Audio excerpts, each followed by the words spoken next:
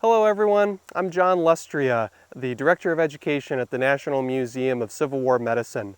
We're out here on Antietam National Battlefield for our next On Tour series. In our museum, on display, we have a series of bones from the Civil War loaned to us from the National Museum of Health and Medicine. I'll explain by the end of the video where those bones actually came from and why we have them and why they have them and all that. But they correspond, of course, to 6 individual soldiers from the Civil War, and we're kind of tracing their path today. And this video is about John Delaney of the 51st New York, and it's here that he sees action at Burnside Bridge. Now, we're here, like I said, on Antietam National Battlefield. In the Burnside Bridge area, we're on of course, the Union side of the bridge, which is opposite from the parking lot where you park. The Union attacks are going to be going over the bridge. The goal for General Ambrose Burnside, who the bridge is named after, his goal is to take the heights adjacent from the bridge itself. Now, over the course of the morning, the late morning of September 17th, 1862, the Battle of Antietam, there are some efforts made to go across the bridge, efforts made to take the bridge, attempting to cross the creek, and other abortive efforts. They don't really get anywhere, even though the Union attackers hold an overwhelming numerical majority over the Confederate defenders up on the heights. We're talking thousands versus hundreds of Union soldiers here versus hundreds of Georgians up on the heights. And there is a flanking maneuver in the process, but that takes some time. And so, while that's happening, eventually 2 units gather here to lead what will ultimately be a successful attempt to take the bridge, and that is the 51st Pennsylvania and the 51st New York, which belongs to, of which John Delaney is a member.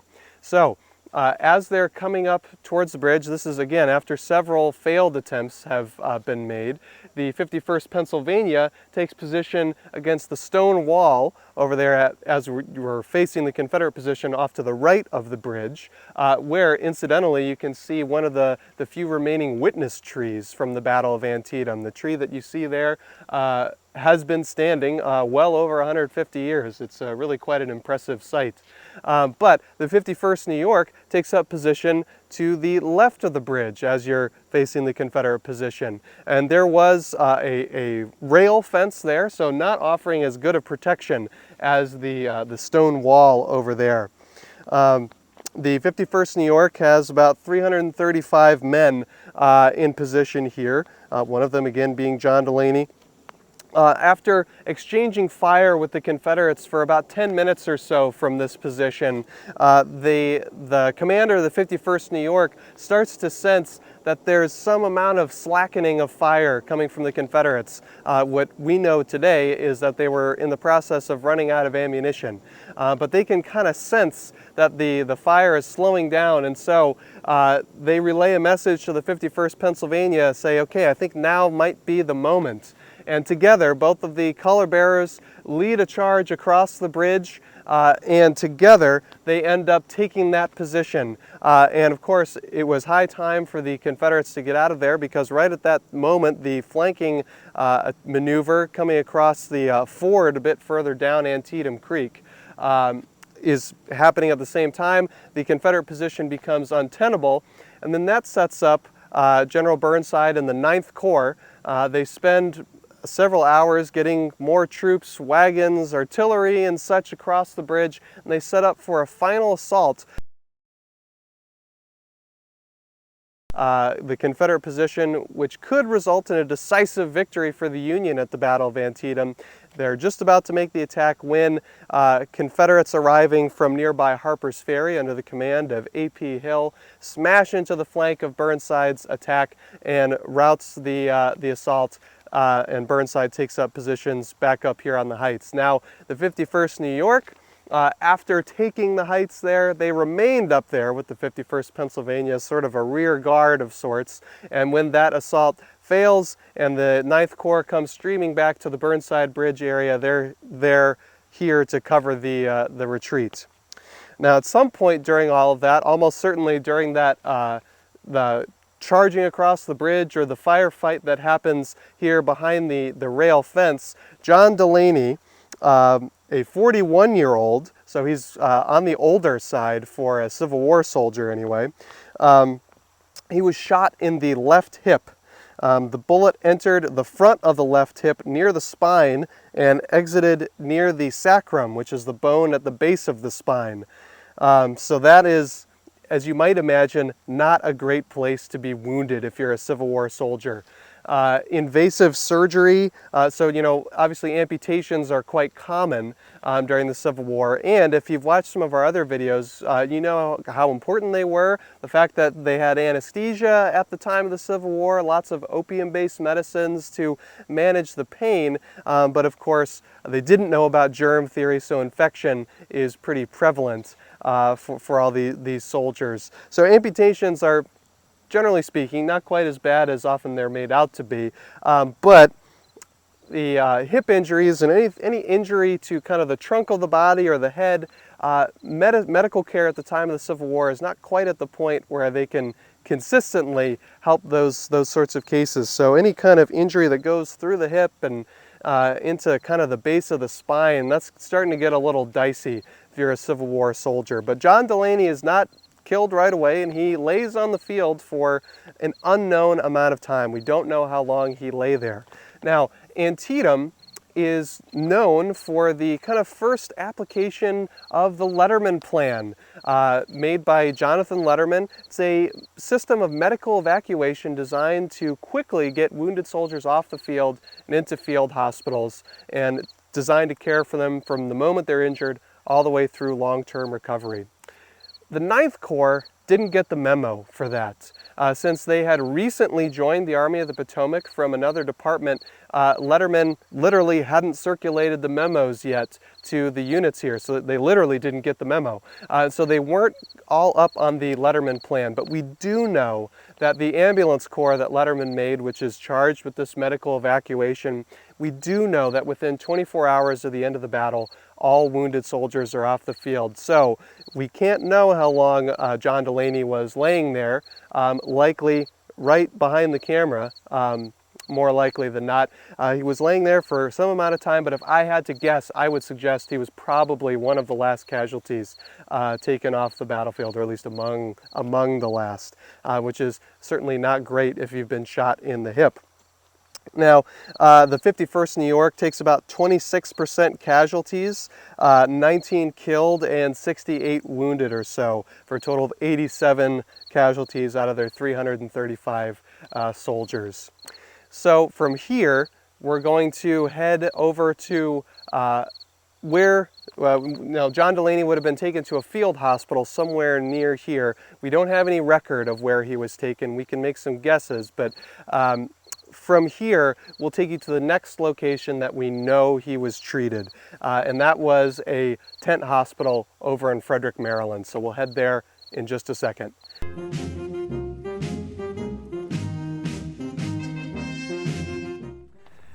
Here we are at the location of the obviously no longer standing Camp A hospital, located right here, just kind of northwest, about a mile or so, of Frederick, Maryland. The patients, wounded soldiers from battles of Antietam and South Mountain, were so numerous that all of them could not be cared for in the downtown area. Frederick, a town of 8 people, had to play host to 8,000 wounded soldiers who came flooding into town in the late weeks of September, early October. They were treated in 27 different buildings in town and 2 tent hospitals established just northwest of town, very creatively named Camp A, which is where we are right now, and Camp B. Again, very creative. Camp A is where John Delaney was sent once he was brought here to Frederick. And John Delaney of the 51st New York was admitted here to Camp A on October the 2nd.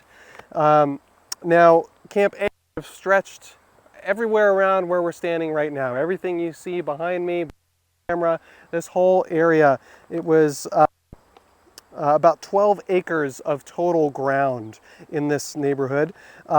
about 1,500, nearly 1,500 patients in total were treated here with a max capacity of about 733 patients, all in these very large kind of purpose-built tents, which could house up to 10 patients at a time.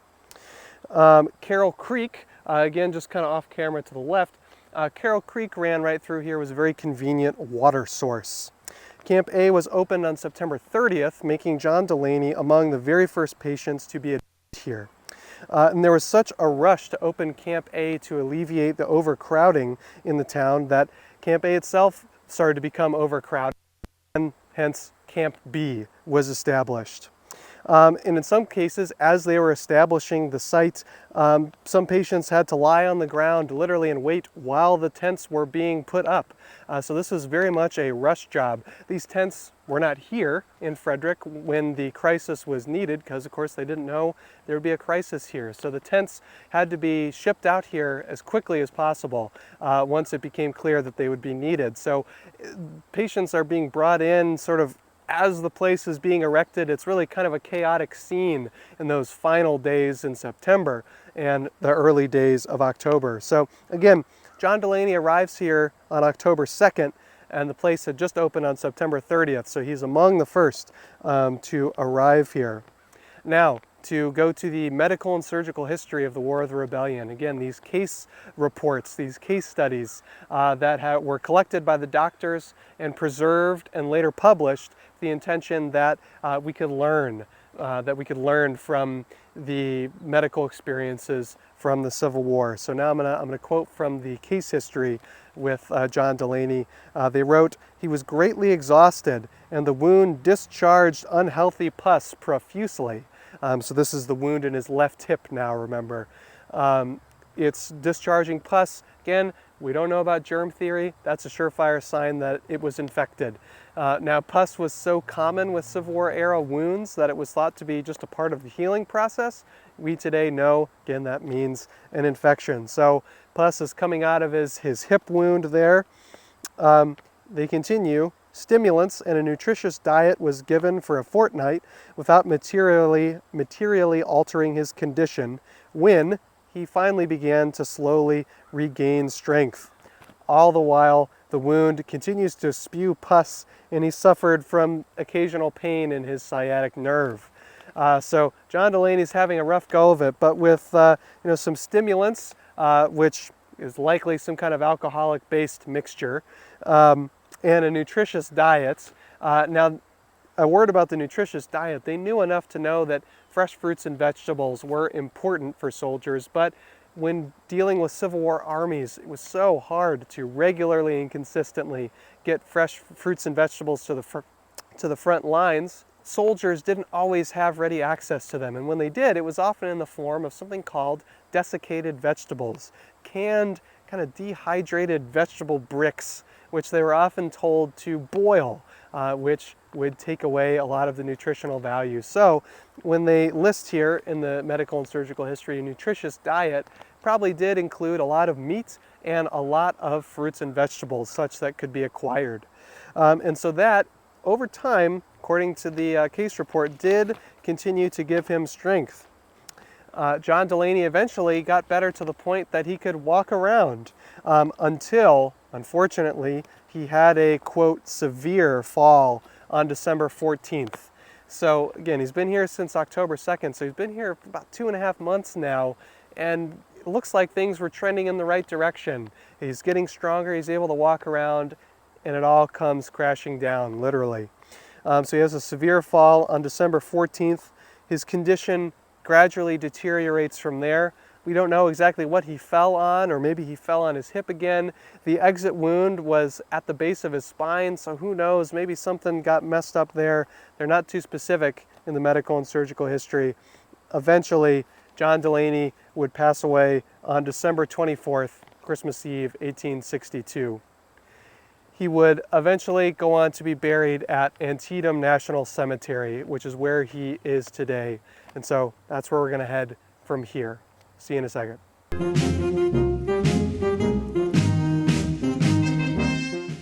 Today we're here in Antietam National Cemetery at the grave of John Delaney of the 51st New York. He is grave number 194 here in Antietam National Cemetery in the midst of the New York section. They have the sections grouped out by state here.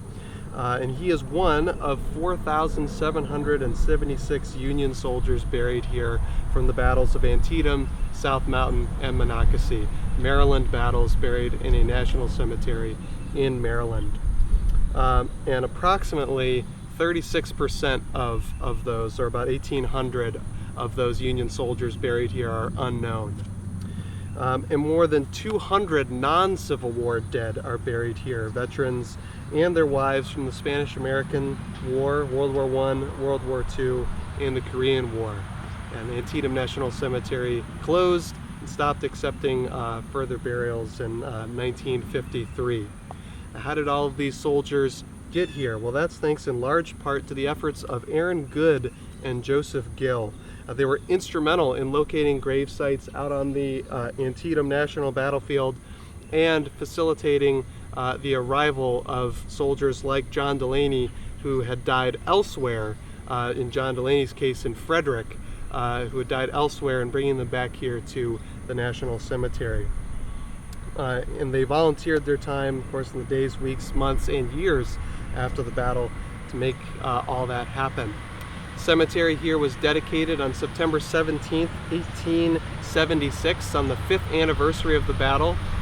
Andrew Johnson, the sitting president, was the spoke dedicated at the cemetery, although much like Lincoln at Gettysburg National Cemetery before him, he was not the keynote speaker. And also, like Lincoln, he spoke for a fairly short amount of time, just a couple minutes, though unlike Lincoln, his speech didn't live on through the years in immortality. The most distinctive feature, of course, here in Antietam National Cemetery is the large, very large statue of Old Simon, or the Private Soldier Monument. It stands 44 feet 7 inches tall and weighs 250 tons and was assembled in 27 different individual pieces here in the cemetery. It dominates guards and looms over the Union dead here in the cemetery.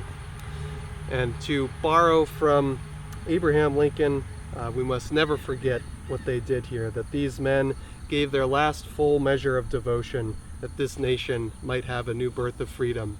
And at no other battlefield, perhaps, is that more poignant than here at Antietam.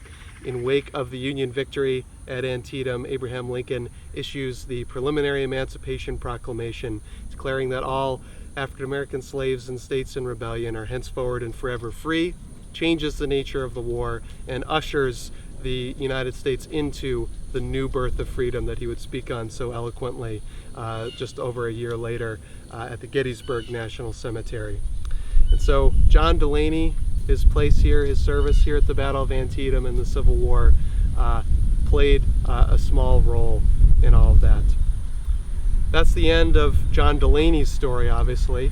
In this On Tour playlist, we're telling the stories of two other individual wounded soldiers, and you can find links to them in the playlist here for this On Tour playlist.